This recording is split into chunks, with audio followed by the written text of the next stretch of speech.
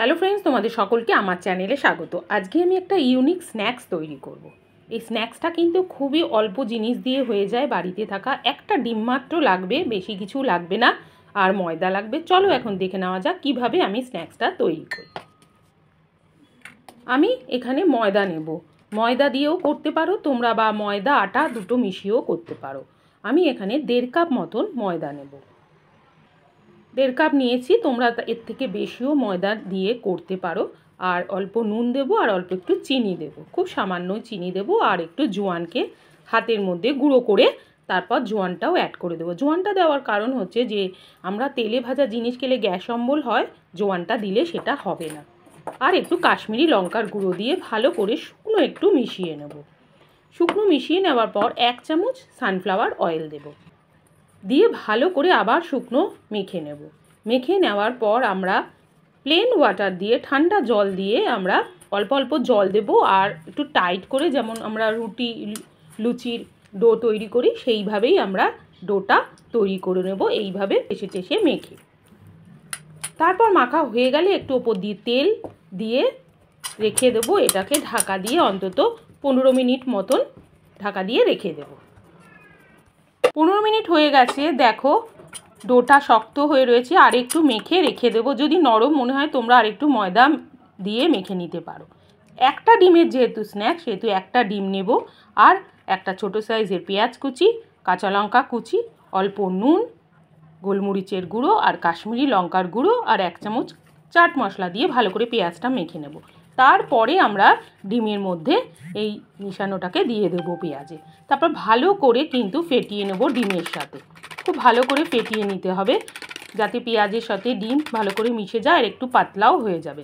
এবার আমি যে আটার ডোটা করে রেখেছিলাম তার থেকে আমি এখানে 5টা, বেশি বড় নয়, রুটির থেকে একটু বড় বড় 5টা গোলা তৈরি করে নেব। 1.5 কাপে আমার 5টা গোলাই তৈরি হয়েছে।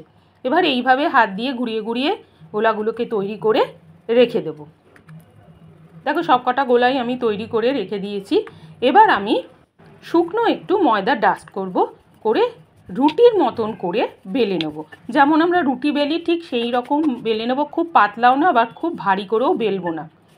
এইভাবে গোল করে বেলে নিয়েছি, সব কটাকেই বেলে নেব। এরপর যে ডিমের গোলাটা আমি তৈরি করে রেখেছিলাম, ঠিক যেমন আমি করছি, দেখো হাতে এরকম পেঁচিয়ে পেঁচিয়ে একটা পকেটের মতন, টুপির মতন একটা তৈরি করেছি। এর মধ্যে, পকেটটার মধ্যে কিন্তু ডিমের গোলাটা দিয়ে দেবো।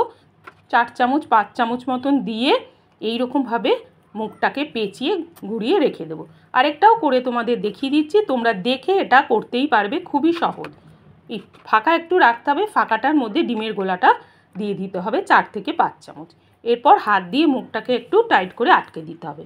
এইভাবেই আমি একটা ডিমে 5টা আমি তৈরি করে নিয়েছি। এইবার আমি কড়াইয়ের মধ্যে সানফ্লাওয়ার তেল দিয়েছি, দিয়ে গরম করে নিয়েছি। বেশ গরম করে নিতে হবে, আর অল্প করে ভেজে নিতে হবে।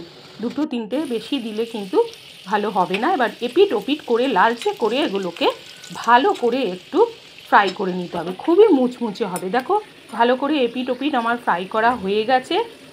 এইবার আমি ফ্রাই করা হয়ে যাওয়ার পর আমি এগুলোকে তুলে নিচ্ছি একটা প্লেটের মধ্যে। এইভাবে গরম তেলের মধ্যে সবকটাকে আমি ভেজে নেব, এপিট ওপিট করে লালচে করে ভেজে নেব। কিন্তু এই কাজটা কিন্তু লো টু মিডিয়াম ফ্লেমেই করতে হবে, গ্যাসের ফ্লেম কিন্তু বাড়ানো যাবে না, তাহলে কিন্তু এগুলো পুড়ে যাবে। দেখো আমার সব ভাজা হয়ে গেছে স্ন্যাক্সগুলো। এবার আমি একটা একটা করে প্লেটের মধ্যে তুলে একটু পেঁয়াজ দিয়ে আমি সাজিয়ে দেব। তোমরা দেখতে পেয়েছো কত সহজে বাড়িতে এরমভাবে স্ন্যাক্স তৈরি হয়ে যায় একটা ডিম দিয়ে। আমি একটু টমেটো সসও দিয়ে দিচ্ছি খাওয়ার জন্যে। তো তোমাদের যদি আজকের এই ভিডিওটা ভালো লেগে থাকে, তোমরা কি করবে? লাইক, কমেন্ট, শেয়ার, সাবস্ক্রাইব করবে।